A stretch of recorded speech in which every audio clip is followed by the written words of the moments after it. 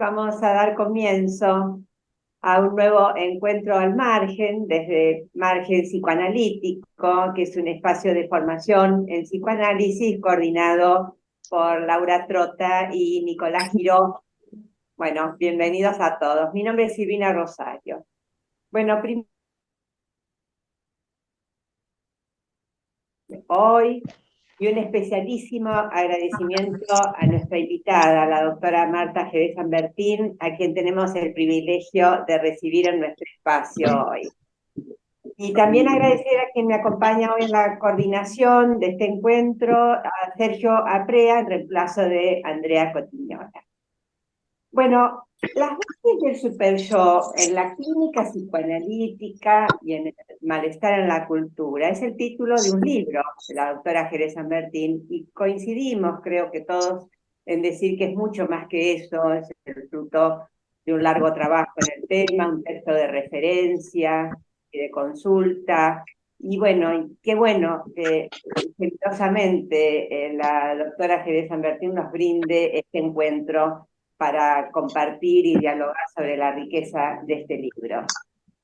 El tema, como decíamos, que nos convoca hoy es el de la reacción terapéutica negativa.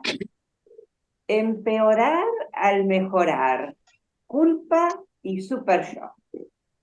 Yo creo que meternos en el tema de la reacción terapéutica negativa no es fácil, además porque tal vez es difícil hablar de los fracasos en la cura, o tal vez de momentos de la cura analítica, ¿no?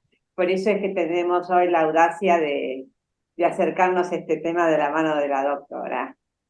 Bueno, luego de la exposición tendremos unos minutos para el intercambio de preguntas. En lo posible tratamos de que este sea un espacio de diálogo, de intercambio, de conversación, que apunta simplemente a pensar juntos.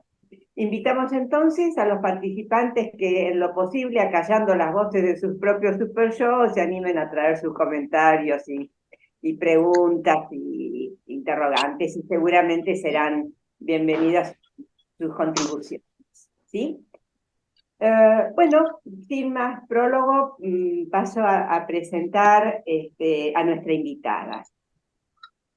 La doctora Jerez Sanbertín es psicoanalista y escritora, directora ejecutiva y docente de la Fundación Psicoanalítica Sigmund Freud e Instituto Jacques Lacan. Magíster en teoría psicoanalítica en México, doctora en psicología por la Universidad de Tucumán y postdoctora en psicología clínica por la Universidad Católica de San Pablo, Brasil. Doctora honoris causa de la Universidad Nacional de Mar del Plata, docente de carrera de doctorado en psicología en la Universidad Nacional de Tucumán, maestrías en Universidad Federal de Pernambuco, Brasil, Flaxo en Ciudad de Buenos Aires y Universidad de la Aconcagua en provincia de Mendoza. Autora de los libros Las voces del super yo, Imperativos del super yo, Entre deudas y culpas, Sacrificios y Venganza y culpa, todos de editorial Letra Viva, traducidos al portugués.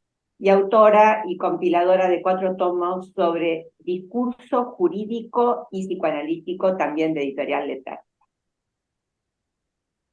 Bueno, entonces les pedimos que muteen sus... bueno, ya están muteados. Le damos la palabra a nuestra invitada con una pregunta, que es una pregunta traída de su libro: ¿por qué un analista llevaría la cura a su empeoramiento, hacia un punto de fracaso?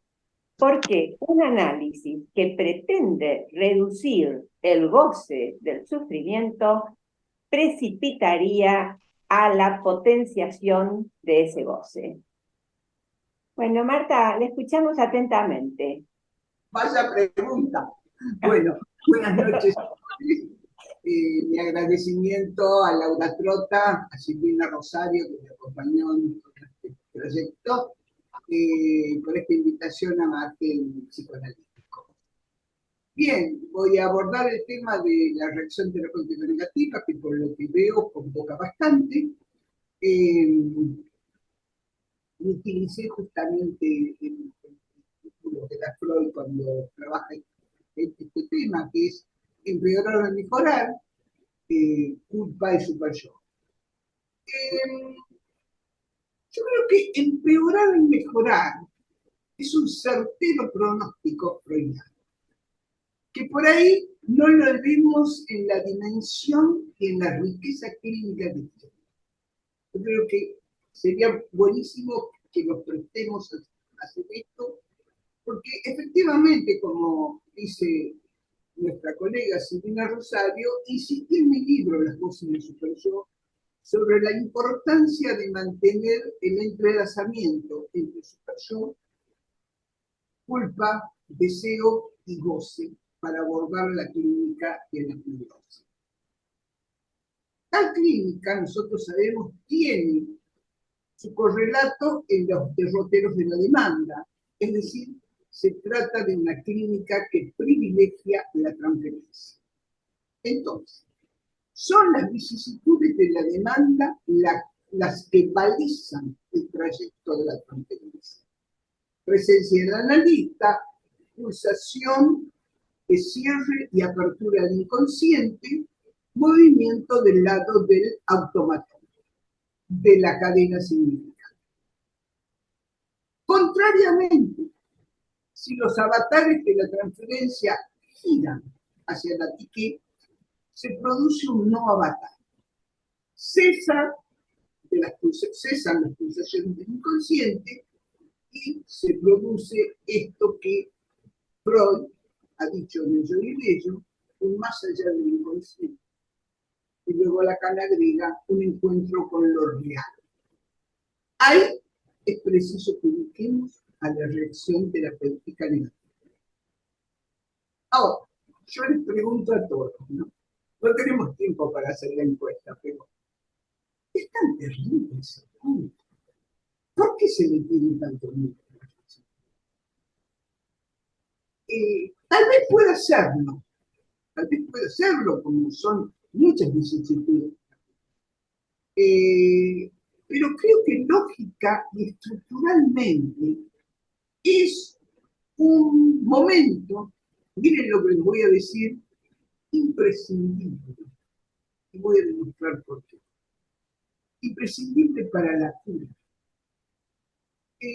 La reacción terapéutica negativa es una manifestación clínica elocuente de la incidencia del superyo como imperativo de goce, que fue detectado, caratulado por Freud como empeorar al mejorar durante el tratamiento.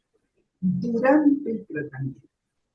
Y por Lacan fue considerado como la vida que no quiere curarse. Ahora bien, Freud alude a ella, en el Yo y el Ello, creo que es en el texto donde mejora como esa reacción de los sujetos frente a los progresos de la cura. Yo decía, Freud en el Yo y el Ello considera esta reacción de los sujetos frente a los progresos de la cura. Por eso le decía, estamos escuchando bien, la reacción terapéutica negativa se produce frente a los progresos de la cura. Y Freud dice, hay sujetos que empeoran en el curso del tratamiento en vez de mejorar, lo cual permite inferir a las claras que la reacción terapéutica negativa es producto, efecto del análisis y una respuesta que aflora en el tratamiento allí donde se produce un cambio subjetivo. Ahí aparece esta reacción, que es nada más ni nada menos que una estocada a la castración, al encuentro con la castración del otro y la propia, que tiene su respuesta en la reacción terapéutica negativa. Ahora bien, ubicada teóricamente, creo que ahora sí tendríamos que decir si la reacción terapéutica negativa es una respuesta a un cambio subjetivo y a un avance de la posición del paciente. Les decía que entonces tengamos muy claro que la respuesta de la reacción terapéutica negativa es cuando se produce un cambio en la subjetividad del paciente. Cuando hay buenos resultados en la cura. La pregunta es, ¿por qué esta pataleta? ¿Por qué esta pataleta del super yo ahí donde hay un logro? En la cura. Esto es lo que hay que precisar, me parece, ¿no? Pero antes de proseguir, yo quisiera ubicar claramente la reacción terapéutica negativa en la clínica, porque me he encontrado con muchas confusiones. Desde ya les digo, y aquí podría finalizar mi conferencia, que si un analista no quiere encontrarse con la reacción terapéutica negativa en el análisis,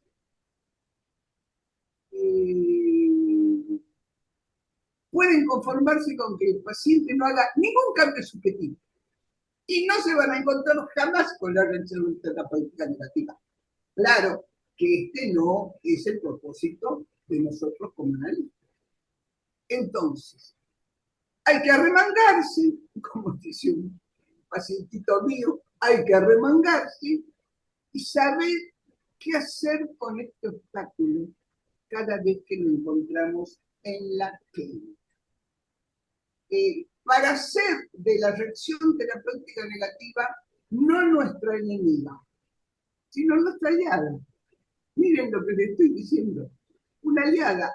Digo también, porque si es uno de los dardos del super yo, tenemos que atravesar la cura también con la cuestión del super yo, tratando de ver cuáles son nuestras estrategias para hacerlo nuestro aliado y no nuestro enemigo.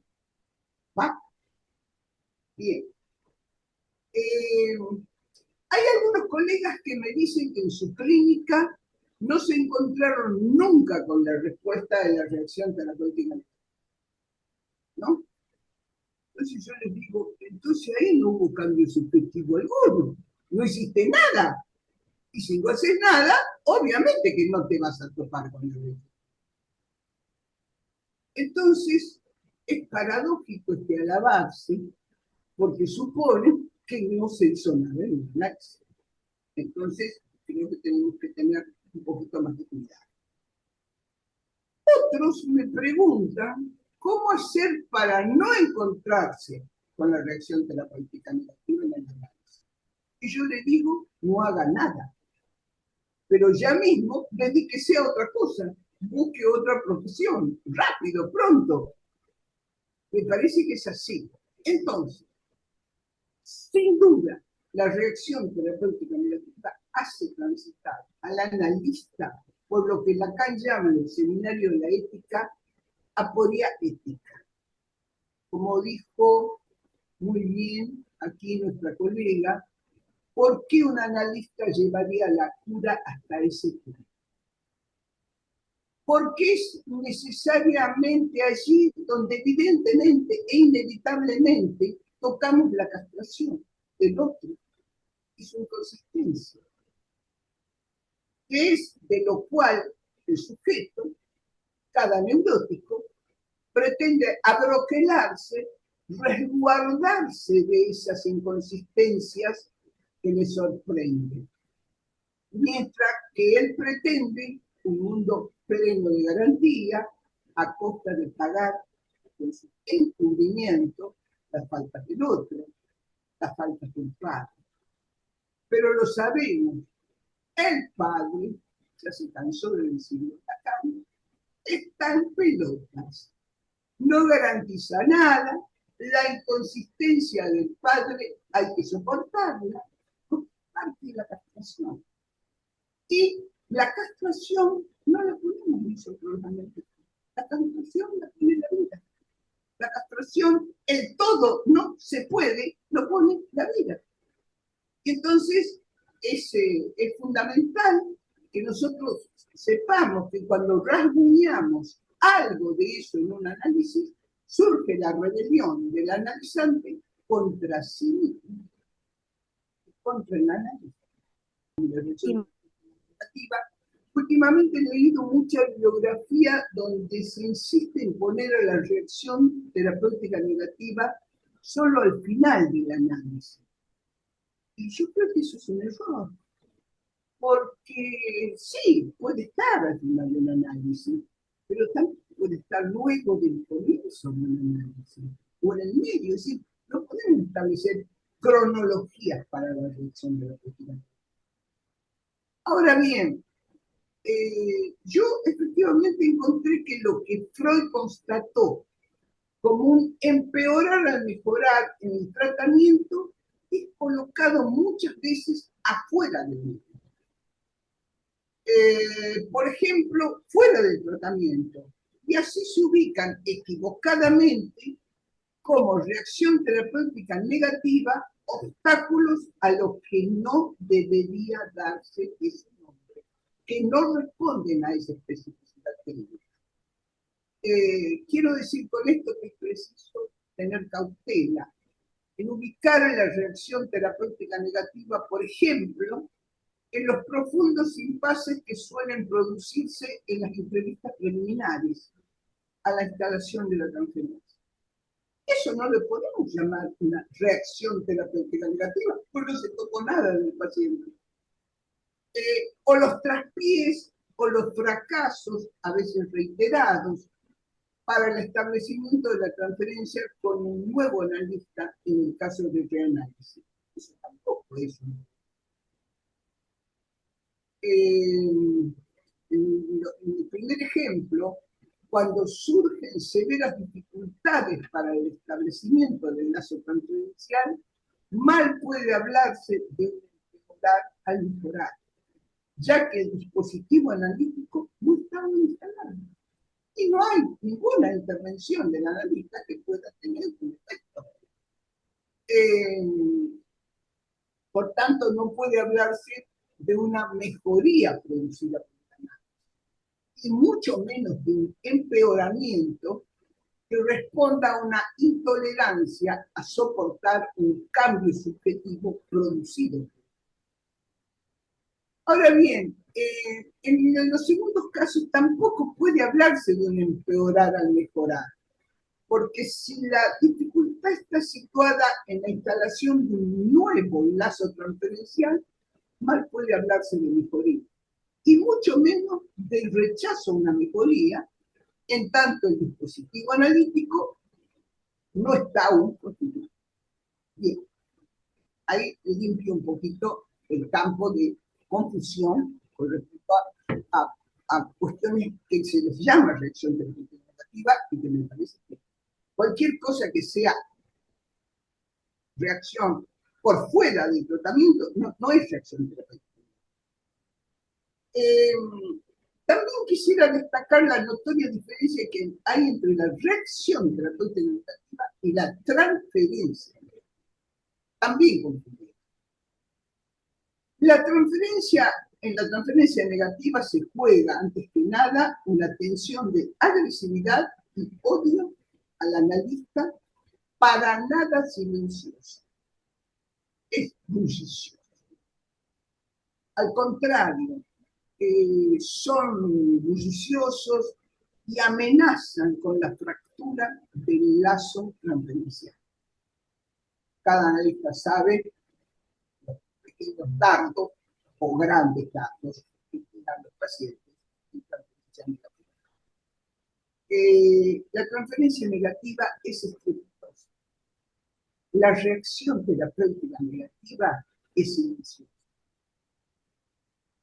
Cuidado con eso. Eso hay que tenerlo en cuenta.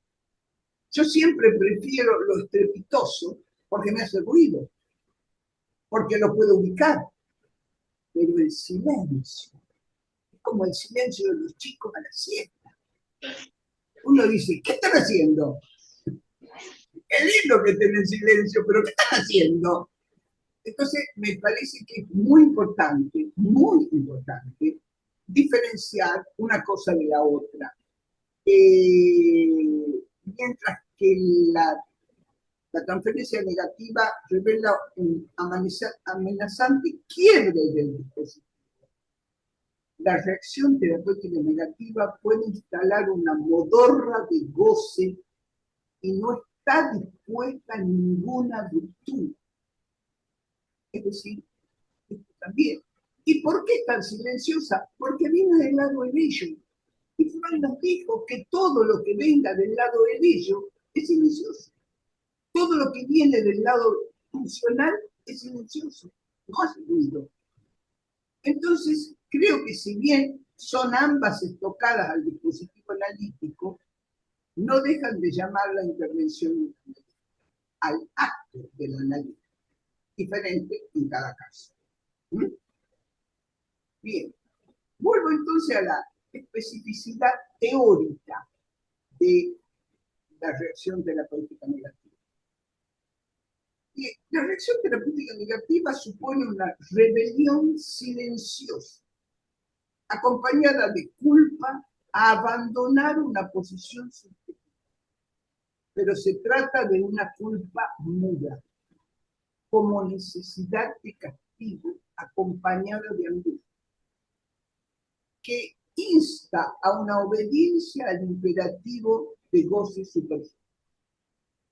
Esta rebelión supone la culpa por la tentación de abandonar una plaza sitiada donde se ofrenda el goce al padre gozador para ser su súbdito. Es ese confort de la neurosis. Y bueno, si así anduve, y anduve más o menos bien, ¿para qué lo vamos a tocar? Claro que lo quiere tocar, pero cuando lo tocas, se levanta una reunión. Para trabajar esto, digo yo, supone andar y desandar el camino acropolitano, de ir más allá del padre y enfrentar la castración del otro y la paz. El analizante no está dispuesto a abandonar así nomás su posición. Esa plaza donde él abonaba el goce del otro con su neurosis. Pero esto no era gratuito ni puro amor al padre. Era la estrategia para lograr sostener al otro como garante, en una ficticia garantía, pagando con su vida. Creo que esto hay que ubicarlo con mucha claridad. ¿Por qué nuestros pacientes no quieren deshacerse de eso que vienen a pedir cambiarlo y que les produce sufrimiento? Pero también esa posición les servía como escudo para tapar lo que más cuesta, que es atravesar la castración, atravesar la falta y atravesar la inconsistencia del otro y reconocer que el padre está en pelotas y que nadie va a ser tu garante. Esto es lo más difícil. Entonces, Freud, en análisis terminable e interminable, ubica la reacción terapéutica negativa como una clara resistencia a la resistencia transferencial, que crece abonada en el terreno del ello, porque desde allí resiste, y por eso es silencioso y angustiante. Y luego, en el esquema, es donde especifica Freud que la necesidad de castigo refiere a la culpa muda, escollo fundamental de la reacción terapéutica negativa, que bloquea toda tramitación por la ruta del deseo y torna difícil cualquier intervención de la analítica. Con este antecedente, Freud invita a desmontar poco a poco ese superyo. Parece difícil, pero se puede lograr. paradójicamente, encontramos que la única vía para ese desmontaje es negociar desde el deseo para hacer condescender la necesidad de castigo, padecer hacia la culpa inconsciente. Recurso que hace posible restaurar la demanda que estaba congelada.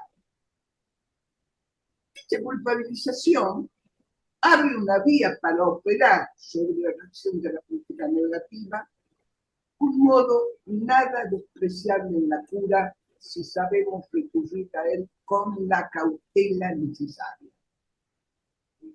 Ahí sí voy a pedirle si lo podemos ubicar al trébol de la culpa.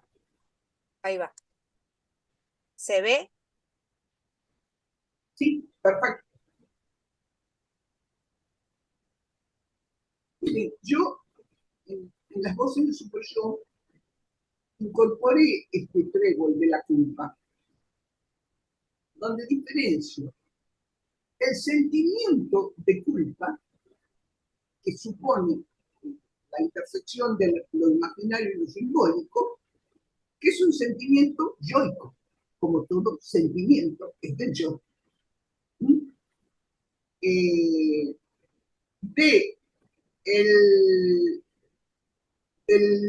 la culpa inconsciente, que es la intersección de lo simbólico y lo real, que es la respuesta al otro como deseo inconsciente.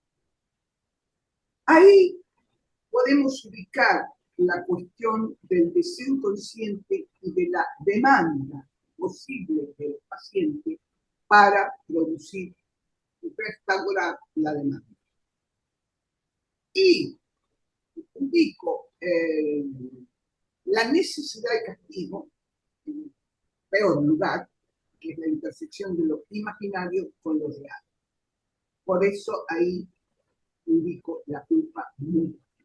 Es decir, esto que no hace ruidaje, que no hace nada, pero mantiene un silencio y una amenaza para el paciente, que siempre es fuerte.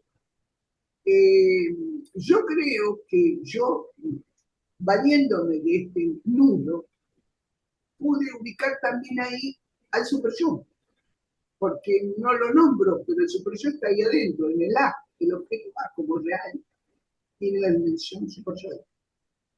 Es decir, que anudando esto, a ver, no vamos a salir del imperativo del super yo por el lado del sentimiento. Eso nunca. Jamás vamos a encontrar una salida por el lado del sentimiento. Tampoco vamos a encontrar una salida por el lado de la necesidad de castigo, que es del orden funcional. La única alternativa que nos queda es apelar a la posibilidad de la culpa inconsciente como una culpa demandada. Por eso dice Lacan, la única salida de esto es culpabilizar para desangustiar y dejar que el paciente atente contra sí, resguardándose tras la enfermedad. Entonces, tenemos que ver con esta alternativa cómo hacemos, cómo podemos mover la cuestión para producir esto. Porque extrañamente la culpa inconsciente es la única que se abre a la demanda al otro. Las otras se cierran. El sentimiento de culpa, sí, por mi culpa, y el paciente sigue haciendo lo que quiere, porque ya está, no lo atraviesa nada desde el lado del afecto. Entonces, yo quisiera que tengan en cuenta esto, lo podemos dejar un poquitito esto, porque voy a seguir hablando de esto al respecto en un minutito. Bien, entonces, la angustia, sabemos que es aliada a la culpa muda y a la necesidad de castigo. Golpea tanto los cuerpos como las actividades. Y sabemos también que Lacan ha dicho de ella en su 10 que la angustia es aliada de la culpa muda. golpea cuerpos y subjetividades, y que Lacan dijo en el seminario 10 que es el único sentimiento que no engaña. Estoy tratando de acercarme más a él. Y la pregunta es, ¿cómo va a engañar? ¿Cómo va a engañar? Si no hay un velo simbólico imaginario que recubra la angustia. Es lo que precisa. Un velo simbólico imaginario que la recubra. Y fíjense que también la necesidad de castigo se pliega a esto. Y entonces surge rápido la pregunta, ¿qué podemos hacer para apaciguar, para atenuar la angustia y la culpabilidad? Claro que no será el concebido psicopata. Nosotros, por lo menos, tratamos de escapar del psicopata, sino a la palabra y a su estrategia, a su función y a su cargo. Ahora, Lacan considera que para apaciguar la angustia y la culpa muda, podemos apelar a la culpa como demanda al otro. Es lo que dice la ley en el nudo de Trébol, la culpa inconsciente. Que es un sentimiento que apela a la palabra, que vela, que recubre lo real y permite que el sujeto se sienta llamado a responder con su inventiva, sus fantasías, e interrogarse e interrogar al otro. ¿Qué tengo yo que ver con esto que acontece afuera y adentro? Enviar esa pregunta para sí. Creo que es la única paz tramitable, la culpa inconsciente, que refiere al deseo del otro. En fin, se trata de un deseo culpable anudado al nombre del Padre. Cuando se logra tal anudamiento, culpa y deseo se sostienen desde el campo del otro. Y hay nuevamente ahí lugar para la demanda. La culpa muda, en cambio, deja al sujeto en suspenso entre la ley del nombre del Padre y lo real, y un vacío. Es el lado silencioso de la culpa en la reacción terapéutica negativa, que se manifiesta en la necesidad de castigo, impide la circulación de la demanda, mantiene vacua la posición del analista. De él no es posible recibir nada, o menos que nada, solo lo peor, el padecimiento de sobre esta rebeldía del sujeto a tolerar una mejoría, en suma, a soportar una pérdida de goce, porque tenemos que ensamblar así. Soportar una mejoría supone pérdida de goce. Y es de aquí que el neurótico no quiere perder goce. Es un acumulador, quiere acumular goce. Entonces, cuando le tocamos una porción de goce, va a rebelarse. Y no le podemos decir, como te dice el sacerdote, es por tu bien, hijo mío. Nosotros no ejercemos esa función y tampoco le podemos hablar al yo porque no tiene ningún sentido. Entonces, me parece que Freud dice, cuando tocamos esa pérdida de goce, dice Freud, no quiere someterse a un sustituto del padre. No quiere estar obligado a agradecerle. Ahora, reconocer al padre una deuda supone soportar el peso de la castración propia y del otro. Y es este precisamente el nudo acropolitano que no logra dividirse en la reacción de la crítica. El más allá del padre se logra solo a condición de servirse del padre y su protagonista, lo cual genera el gravamen de la deuda simbólica. Pero ¿cómo recibir esos dones si se procura sobrepasarlos? Si se procura ir más allá, si se preocupa dejarle. si se procura sacar los mantos que lo encubrían como perfecto y venerado, si se pretende mostrar sus máquinas. Es difícil recibir los dones si se pretende eso, si se pretende desnudar su falta. Entonces yo creo que es aquí donde la cura analítica abre un no siempre soportable camino hacia la desidealización, que puede atravesarse solo a través de la posición de revelación en esa travesía de la inconsistencia del Padre, de la propia y la del otro. Y por no estar obligado a agradecerle, se está obligado a padecer. Miren la paradoja. Por no estar obligado a agradecerle, se está obligado a padecer. Tal vez, como aquí la frase de Freud, no poder llegar más lejos que el Padre, y para esto se lo sacraliza. Lo que no es sino una variante del anhelo de dejar intactos los mantos que lo rehusar a través de la reacción terapéutica negativa el reconocimiento al Padre y a sus dones y a su expresión, que por otra parte es el único don que puede dejar el Padre. La expresión, la falta, la inconsistencia. Ni soy amo de mi deseo ni de mi vida, ni serás vos el amo de tu deseo y de tu vida. No hay amo.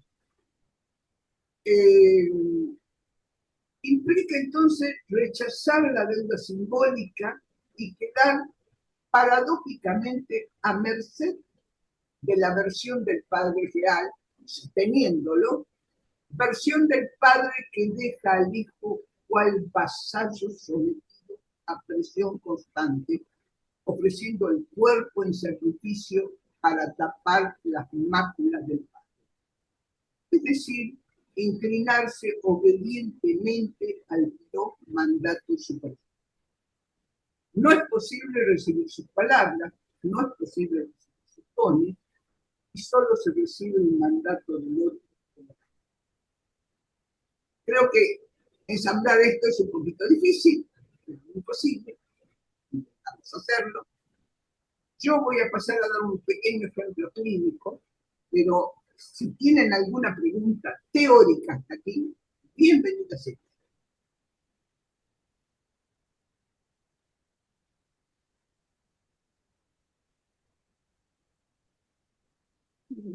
Bueno, creo que el caso o el ejemplo clínico puede ser muy interesante. No veo acá en la pantalla preguntas por ahora. Hay alguien que levantó la mano, Andrés Perdón. García, quizás Liliana Pérez, no sé si los ves, si no yo... Sí, Liliana Pérez, Andrés García. Sí. Bueno, Andrés, te escuchamos. Gracias. Mi pregunta es sobre un tema que ya Marta Jerez, del cual Marta Jerez ya habló, y es esta. ¿Por qué si todo lo proveniente del ello es silencioso, según Freud? La transferencia negativa es bulliciosa. ¿No proviene acaso del ello también? No, necesariamente no, porque la transferencia negativa tiene que ver con la tensión de agresividad que viene del lado imaginario y tiene que ver con el odio, que si bien tiene una pata en lo real, tiene una pata en lo simbólico imaginario, como el amor. En realidad, uno prefiere hablar más que de odio enamoramiento. Entonces, no tiene la transferencia negativa la dimensión pulsional que tiene la reacción terapéutica. Fíjense, cuando uno tiene mucha cintura clínica, se anima con esto. Yo me acuerdo con mis tiempos cuando empezaba a trabajar, tenía muchísimo miedo a la transferencia negativa, ¿no? Algo así como que era otro fantasma terrible que nos podía pasar, y yo creo que no hay ningún análisis que avance con transferencia negativa, porque con la transferencia negativa el paciente te hace saber de su malestar. No siempre todo es amor, es odio enamoramiento. Y sin embargo, es tan claro que no tiene una dimensión tan silenciosamente funcional, la transferencia negativa, que cuando lo podés abordar, siempre con mucho cuidado, siempre con teniendo en cuenta algún detalle importante con el paciente responde y te cuenta su malestar, te cuenta por qué tiene bronca. Y por lo general, comentamos que la transferencia negativa la pusimos nosotros cuando mandamos una cagada con el paciente, y en vez de dirigir la cura, queremos dirigirle la vida. O sea que me parece que es una defensa. Con mi vida no se meta, te puse con la cura, pero con mi vida no. Espero haberte contestado a tu pregunta, Andrés. Liliana y Patricia. Liliana Pérez. Sí, gracias. Bueno, no estoy ansiosa por escuchar el caso clínico porque creo que ahí podemos aprender mejor algunas cuestiones. Pero no, lo que pensé desde el principio, mientras la estaba escuchando ya desde el principio, que en realidad el super yo, su función es poner obstáculos siempre a la cura, porque la esencia de él es seguir manteniendo, digamos, eso esencial al ser del sujeto, que para el ser del sujeto el síntoma que padece es lo más propio que tiene. Entonces, digamos, el super yo, como una de las resistencias del análisis, siempre va a intentar de alguna manera poner obstáculos. A mí lo que más me preocupa no son tanto los obstáculos del super yo del paciente como los que puede tener el analista, es decir, las resistencias del analista. Bueno. Me parece que es la advertencia más importante que tenemos que tener nosotros, porque las que hacen mayor resistencia son los obstáculos que pone el analista en su propia escucha. Pueden ser las resistencias superyoicas del analista, los ideales del analista.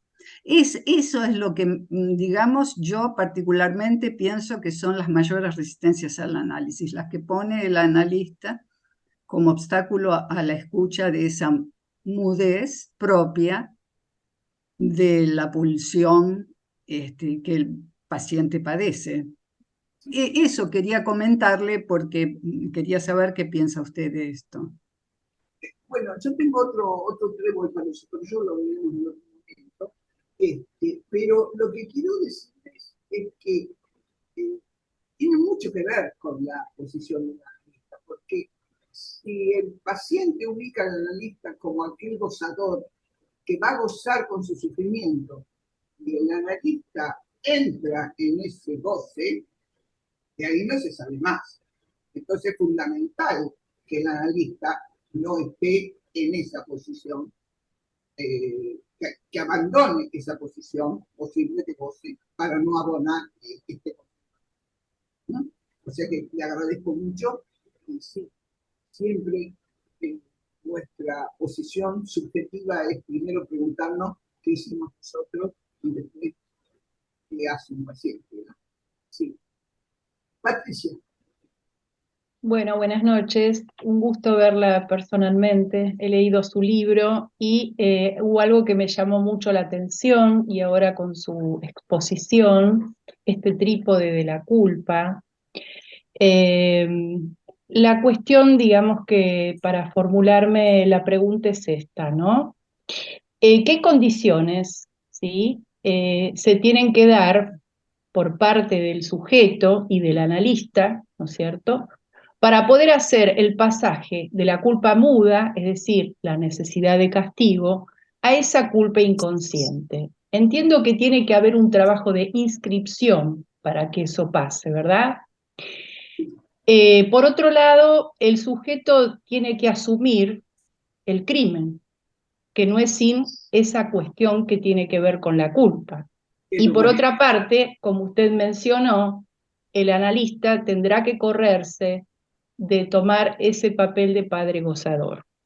Entonces mi pregunta es, ¿cómo se maniobra? ¿Cómo maniobra el analista esto que implica una negociación? Y por otro lado, si el analista se tiene que presentar en una posición de castración. A ver, Patricia, el analista siempre tiene que presentarse. Un poquito más fuerte. Se pierde lo último, Marta. El analista siempre tiene que presentarse en posición de castración. Ni es el amo que lo sabe todo, ni que dirige la vida, y que el analista también está castrado. El analista también está sometido a la ley del deseo. Obviamente que eso es lo fundamental que tiene que transmitir un analista. Si un analista transmite que todo lo puede, sonamos. Se pone del mismo lugar que el padre terrible, del padre no castrado, el padre de antes de la horda, de Lurbater.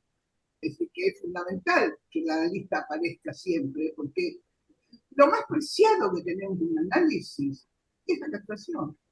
Porque la castración nos permite soportar la vida con las diferencias, que sabemos que nuestros neuróticos no tienen soportar.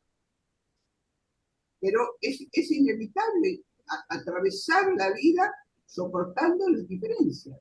Entonces usted dice, bien, ¿cómo va a encontrar el paciente si hay que descubrir algo del crimen? Bueno, siempre la reacción terapéutica negativa deja algunas esquemeritas de algún crimen que se lo pueda trabajar con el paciente.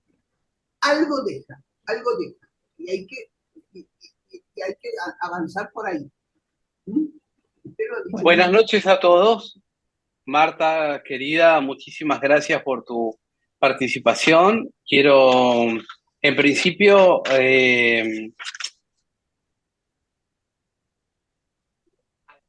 sumarme a los agradecimientos de Silvana y quiero agradecer la presencia de amigos y colegas de Chile, de México, de Colombia, de España, incluso de Brasil, por lo cual digo buenas noches, puedo decir buenas tardes, con lo cual nuestro espacio de margen psicoanalítico está como ampliándose y ampliándose más allá de las fronteras, con lo cual nos sentimos sumamente orgullosos y esto se debe también por su convocatoria, ni más ni menos. Sí, la segunda parte del libro de Marta, y a mí me gustaría, más allá de la reacción terapéutica negativa, es algo más de la clínica. Hay una segunda parte de este libro que quiero mencionar, primero que es la cuarta edición, después de 30 años de la primera, en otra editorial, lo cual requiere de un trabajo minucioso, ampliado, riguroso, ¿no? Digo, ¿cuánto tendrá que ver eso, ese super yo de cada uno? Que aún siendo analista, ahí hay algo que nos sostiene y que nos obliga a hacer, bueno, sostener cierta ética. Pero mi pregunta va a esto. Hay una sustitución que usted hace en un capítulo acerca de el malestar en la cultura de Freud, que es un texto de Freud que casi va a cumplir 100 años, y usted cambia por hostigamiento en la cultura. Sí. No es un detalle menor. No. Una cosa es un malestar que uno puede percibir como algo subjetivo, me siento mal, cierto malestar por cierta cuestión, a un hostigamiento que venga de la cultura, precisamente.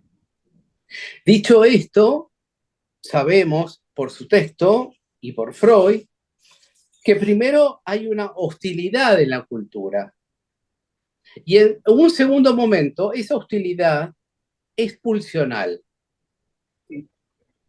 Ahora bien, mi pregunta es, En este tiempo, en este espíritu de época,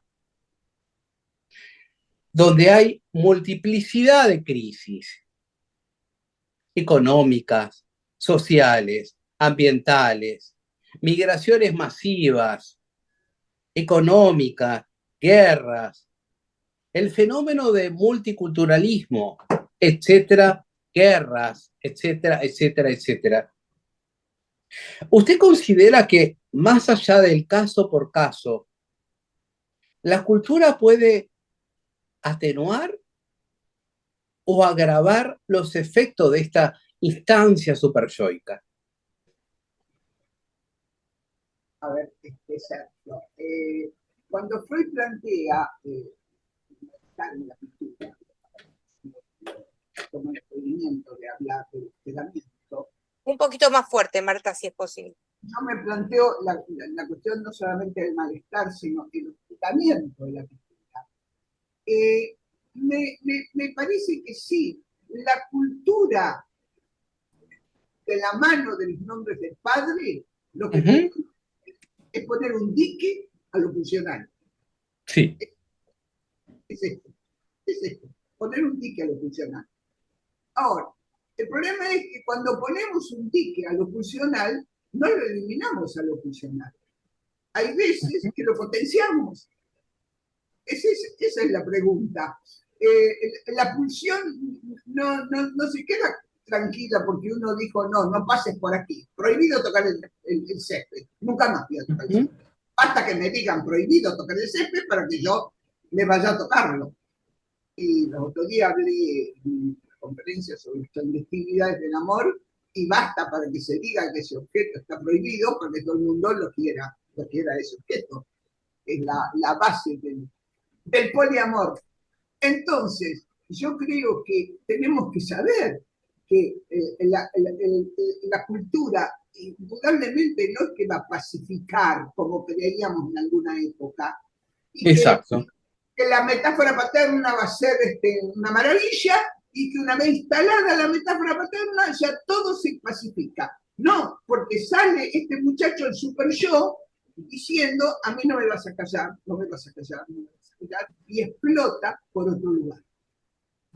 Pero esa sustitución que usted se hace, para mí, magistral, entre malestar a hostigamiento, me parece que tiene mucho que decir con este espíritu de época, porque parecería ser que la colusión humana, según diría Freud termina su texto en El malestar de la cultura con una pregunta donde no sabe dónde esto va a terminar. Hace una pregunta en 1931, cuando ya aparece la figura bastante premonitoria de Hitler, hace una pregunta, no sabe dónde esto va a terminar. Mi pregunta es, ¿qué cree usted? ¿Hasta dónde cree que la cultura puede atenuar o no, o agravar esa instancia superyoica en cada uno de nosotros? Creo, Sergio, que hace una pregunta fuerte. Cuando Freud pregunta, ¿y quién podrá decirnos? Yo le puedo decir que atrevido, después de tantos años. Creo que depende de qué cultura, y resulta que nosotros estamos transitando la etapa más difícil y negra del neocapitalismo. Y creo que el neocapitalismo, en lugar de poner bordes, lo ha dicho Lacan, el neocapitalismo implica el rechazo de las cosas del amor, y de las cosas de la castración. ¿Qué instala el neocapitalismo? Todo el que pueda comprar puede consumir. Y si consume va a ser feliz y puede tener todo. O sea, un goce sin límites. Para el neocapitalismo no hay la castración. ¿No parece esto nuestros jóvenes hoy? Es esto lo que parece nuestros jóvenes. No se les puede decir no se les puede poner horario, no se puede hacer esto, no se puede hacer este otro. Yo los otros días ponía el ejemplo de los maestros de Corea del Sur, con el suicidio que hay, la cantidad de suicidio de los maestros. porque el maestro no le puede decir que no en nada a un alumno. Y si un alumno te dice que lo despiertes, que vayas a su casa a buscarlo a las 7 de la mañana, tienes que ir. De lo contrario vas a perder tu trabajo. Increíble. Bueno, vos me decís increíble. Sin embargo, en Argentina también se ha ido disminuyendo la sanción. Y yo hablo mucho con lo que llamo, les digo, por favor no se ofendan, los padres de plástico. Los padres que no pueden decir que no. Andá, seguí jugando. Andá, toma el celular. No me molestes. Estamos generando. ¿Usted cree que eso se debe a que dejar de lado esa responsabilidad, esa función paterna y materna? Y bueno, ¿sabes qué? No me estorbes, te doy todo esto, cosa que nosotros en nuestra infancia no teníamos, jugábamos en los árboles, y acá los niños parecen que tienen todo y demás también, y parecería ser que no hay límites de entrada desde la infancia. Hay tanto exceso, tanto exceso. Excesos, Yo me excesos. acuerdo que cuando yo era chiquita jugaba con las hormigas, porque como no me hacían los regalos esos que yo quería, yo inventaba jugar con las hormigas, inventaba caminitos. Yo creo que ahí ya inventé los nudos. Iba con las hormigas, venía con las hormigas. Es decir, el chico de hoy no tiene inventiva. Se le pone, se le pone, se le pone, y la castración. La castración implica la cura. Entonces, bueno, vamos. Ahora, es fundamental también la cuestión de la palabra, pero la palabra ha sido perimida. Hay imágenes, ruidos, imágenes, y no hay palabra. Entonces, estamos generando estamos atravesados por la cuestión del suceso. Es claro, es muy claro. Muchas gracias, Marta, y a todos los que se acercaron hoy a este vivo, que bueno, tuvimos dificultades con el sonido, pero está siendo una conversación muy interesante. Pensaba en esto último que trajo Sergio respecto de la cultura actual y todo lo que Marta señalaba. Podríamos pensar que si frente a las demandas actuales de análisis nos encontramos con una RTN, es un logro, ¿no? Porque eso implicaría que... Champán. Hacer ¿Cómo? una fiesta con champán. Tenés que hacer una fiesta con champán. Claro, claro, porque, digamos, ¿cómo se hace hoy frente a estas presentaciones clínicas con las que nos estamos encontrando para que un sujeto entre en el dispositivo y pudiéramos llegar, en el mejor de los casos, a encontrarnos con la RTN, ¿no? Dispositivo, tocas el síntoma, tocas el fantasma, la reacción terapéutica negativa va a estar ahí.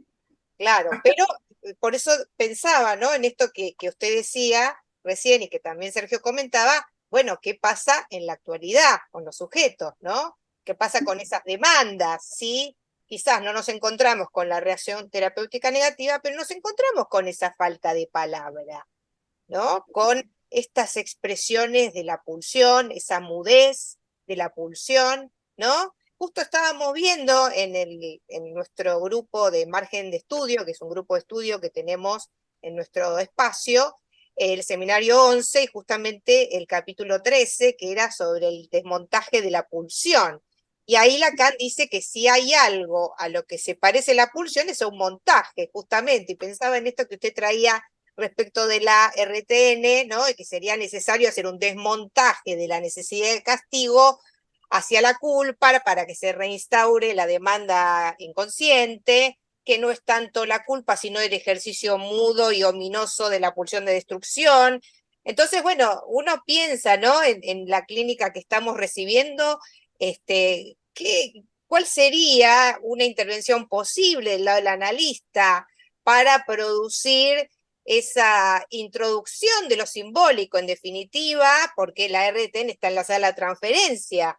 Entonces ahí uno puede pensar, bueno, ¿será, si aparece la RTN, algo que dé cuenta, por ejemplo, de la caída de la transferencia o simbólica con un analista, tendrá que ser algo de una especie de inoculación que el analista hace de un simbólico para tratar de introducir algo que pueda conectar el paciente en esa presentación de un RTN con algo que pueda entrar en el dispositivo como en la conversación. Eso le pregunto, a ver qué le parece. El simbólico se mantiene, Laura, de alguna manera, porque por algo se mantiene el paciente ahí, no se va. ¿Qué es la diferencia también con la transferencia negativa? La transferencia negativa puede pararse e irse. Acá no se va, no hace escándalo, no hace lío, pero está ahí sin que pase nada. Entonces nosotros tenemos que desmontar esa situación. Ahora, si me dan tiempo, yo doy el ejemplo clínico. Podríamos ver el ejemplo y después ya tenemos que ir cerrando por el tiempo, bien, pero sí nos gustaría escucharlo. Muy breve. Hoy se trata de una paciente joven, profesional egresada de universidad, con muy brillantes notas. Su queja al llegar al análisis es su soledad. Trabaja en la empresa de su padre, al que admira y venera. Ha logrado en muy poco tiempo ser mano derecha del padre, y es más, ser mejor que esa mano derecha del padre, que no es muy ducho en el manejo de un instrumental que necesita la empresa. En última instancia, lo que María hace es una identificación directa a la falta del otro. Y lo que María hace es suplir a su padre en lo imprescindible de su profesión. ¿Acaso su estrategia para alcanzar la pujanza fálica es hacer del otro un amo, como dice Lacan, pero sobre el cual ella reina, porque ella tiene las llaves del manejo del instrumental?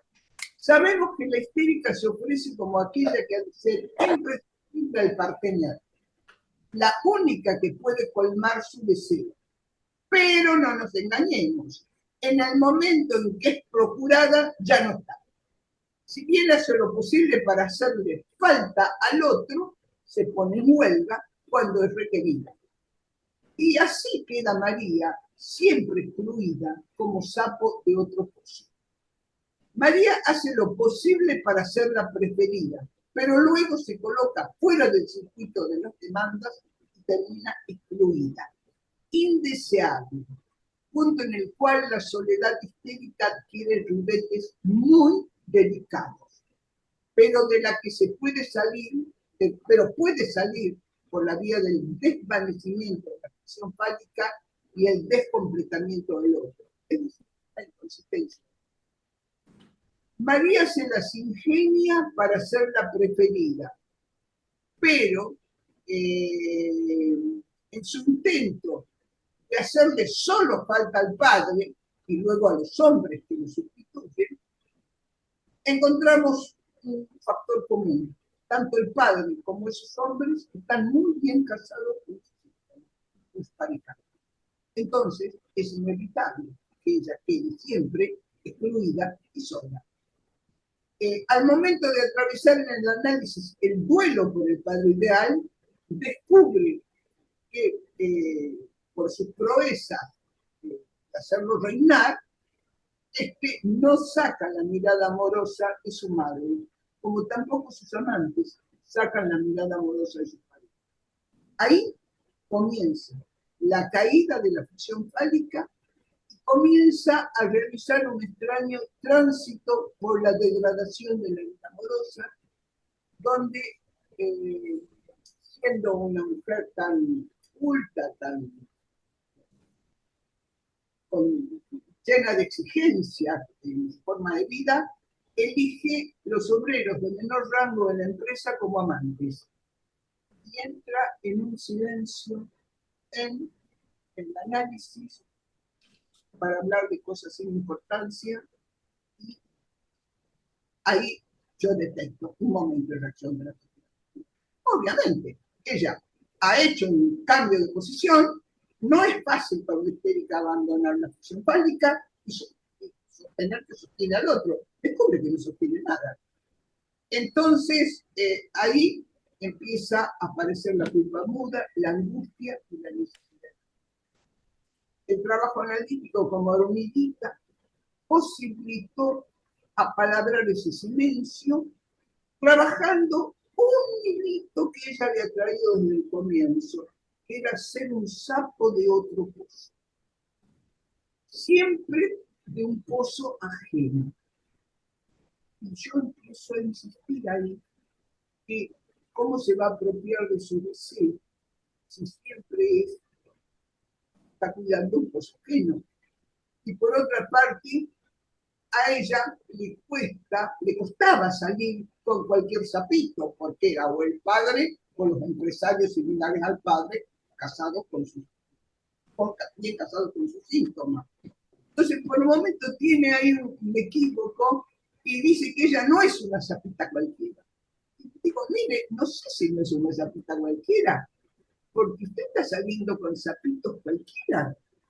Me parece que algún atractivo le ha generado esos sapitos. Es lo que Freud llama la degradación de la vida amorosa. Freud es lo que pone a mujer la posibilidad de ser una más, la saca de este tema y además descubre con mucho bronca en ese momento, porque puede enojarse con mucho, ella tenía un dicho que la preguntaba con su nombre, que era levántate y lúcete. Incluso en los primeros tiempos, cuando yo le decía ya puede levantarse, entonces me decía, Marta, es levántate y lúcete. Pero ahora ese imperativo se le hace claro, mente superyoico, que es levántese, lúcete y lúcete. Franca identificación con el objeto A. Ese fue el comienzo de una culpabilización por el lado de la culpa demandante para salir en ese momento de ese atasco de la reacción. Muy interesante el caso clínico, realmente. Perdón, Agradecemos muchísimo esto. Por ¿podría repetir, último, ¿podría repetir la frase cómo quedó? Levántate, lúcete, porque se le pierden todos los finales de las frases, lamentablemente. Levántese, úsese y tírese. ¿Y? Tírese. tírese. Tírese. Franca identificación con el objeto A como resto y una frase supersónica. Si vos te ubicás como el levántese, úsese y tírese, ¿dónde estás? Exactamente. Hacer con lo que hay, ¿no? Siempre. Ni más ni menos. Ni más ni menos. Marta, por mi parte, quiero darle el cierre a la coordinadora oficial, a Silvana, pero por mi parte quiero agradecerle su humildad, su generosidad por transmitir tantos conocimientos, tantos años de estudio acerca de esta instancia. Recordemos que la primera edición de Voces de Super Show fue hace 30 años en edición Manantiales y ahora va por una cuarta edición agotada, se puede conseguir online, seguramente va a haber una quinta por Letra Viva, pero yo quiero cerrar con esto. Un concepto que usted trae al final al principio del libro, que es una frase de Borges, que yo creo que lo ha dicho Freud, lo ha dicho Lacan, pero que usted retome esta frase de Borges, a mí me parece que nos sostiene a nosotros, los analistas, en una ética. Cito: el concepto de texto definitivo no corresponde sino a la religión y al cansancio. Marta, muchísimas gracias y mi agradecimiento. Silvina, ¿querés cerrar? Bueno. Silvana, perdón. Silvina. Muchísimas gracias a todos. un especialísimo agradecimiento a Marta, su claridad, su generosidad, esto como cuando explica el caso, ¿no? Como es tan atenta a esta sutileza, a los tiempos de la paciente, esa escucha, indudablemente. Así que, bueno, nada, agradecerles muchísimo a todos. Sepan que esta actividad fue grabada y que en estos días la subiremos al canal de YouTube de Margen Psicoanalítico, estará también en la página de Margen Psicoanalítico. Y bueno, y desde ya invitarlos a los próximos encuentros al margen, que bueno, que ya verán los anuncios en las redes. Los esperamos afectuosamente a todos y espero que bueno, que haya sido para todos tan grato como lo ha sido para los miembros de Margen. No sé, Laura. Abramos los micrófonos para dar un fuerte aplauso, por favor, a nuestra anfitriona. ¿Sí? Gracias. Gracias, doctora. Gracias. Hasta pronto.